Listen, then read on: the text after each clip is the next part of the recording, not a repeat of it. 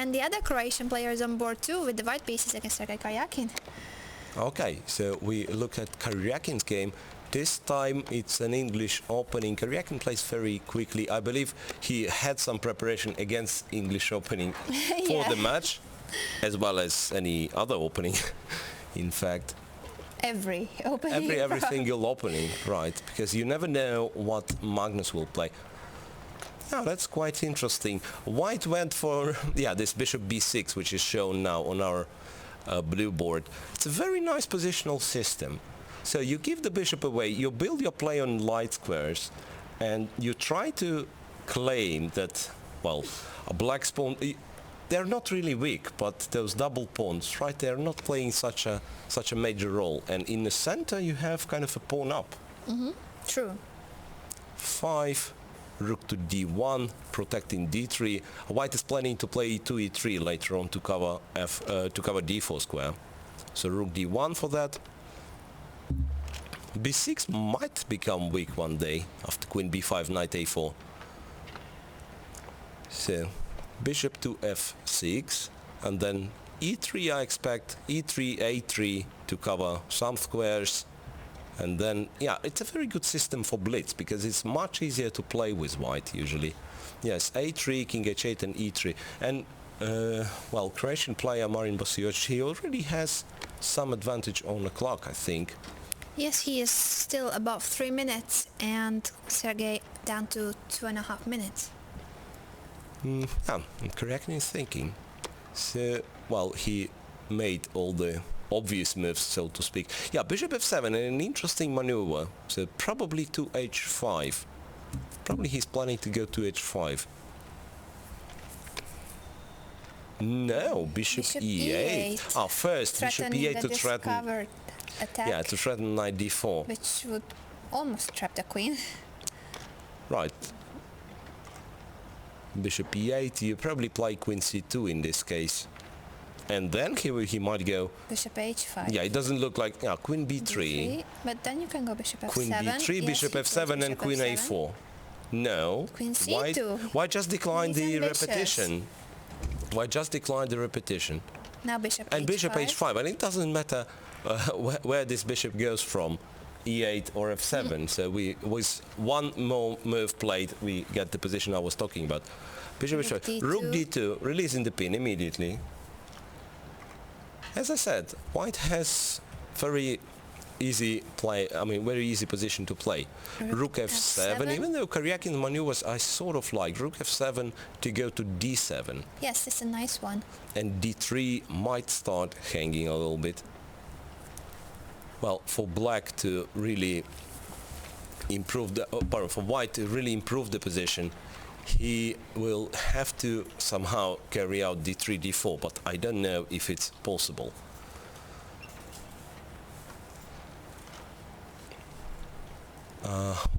Rook f7, and somehow white makes a long pause here.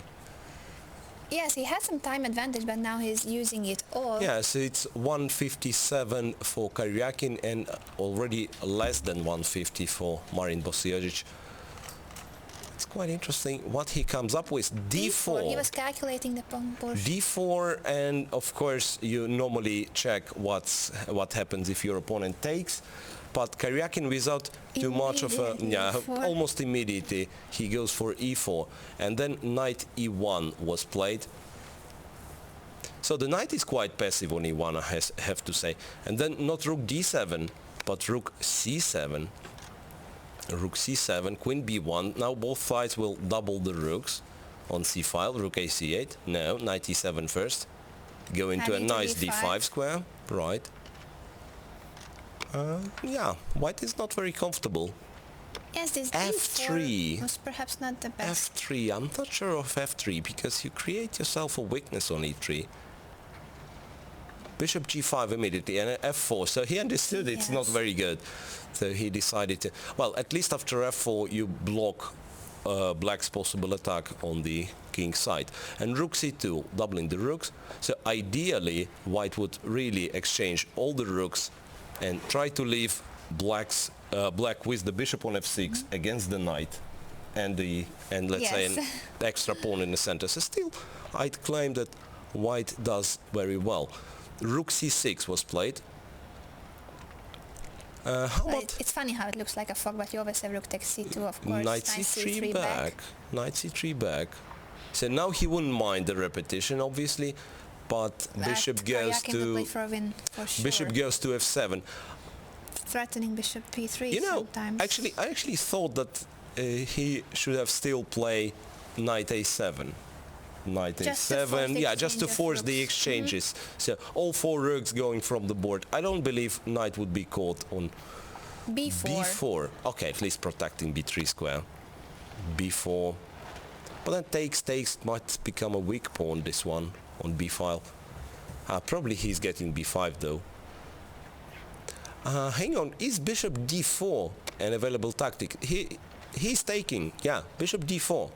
Wow. Now Karjakin is, I think he's winning.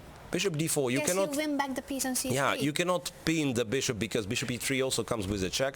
So you have to, basically you have to take on d4. And he's doing this, queen takes, and then c3 falls. King h1, rook c3, and yes. Very well played by Sergei Karjakin. I think this will be a resignation soon from the Croatian player, or are we missing something? Rook c3, rook, queen b2. What's queen b2? Rook c4 is there, but then you swap the queens and you go rook c7. It's still not over. It's still not over. And if knight d5? Now he takes on f7. b4. First he takes on b4, a4 is just an intermezzo. No, I mean knight d5 now without... Now knight d5. Yeah, right, protecting the rook. Absolutely winning. No back rank threats because you have the bishop, so bishop g8. 2 pawns up for black. This is just winning for Karjakin. I think we should switch because let's check what Magnus Carlsen is doing. Wow, that's opposite side castling on board 1. And Magnus has won already. Magnus has won already against Saleh Marsaleh. Yes, we should see that game later on once the rest of the games are over. But I think there are other exciting games still going on. I think so far we stick with Karjakin. We'll stay here until the opponent resigns. Yeah, well, look, it's like 2 seconds it was. It's one move he made on 2 seconds, and still white is very short on time. Some technical task though in front of Sergei Karjakin. So one of his extra pawns is safely blocked. I must say it won't be that easy for him. Probably it will. Knight a2, knight c2, bishop b. No, king g7, bringing the king in the center. Yes, he can play bishop. Well, bishop b3, knight d4. Yeah. It's not as easy as it seemed. Yeah, that's interesting. What's going on here? h3. Alright, now he's gonna take f4, play knight d5, and both things will be now knight d5. I'm not sure. I mean, if it's a bishop's ending, I'm not sure if black is winning despite being 2 pawns up. But he's going down on time. 2, 1, and he loses on time. He lost on time already. Yeah, he dropped the king.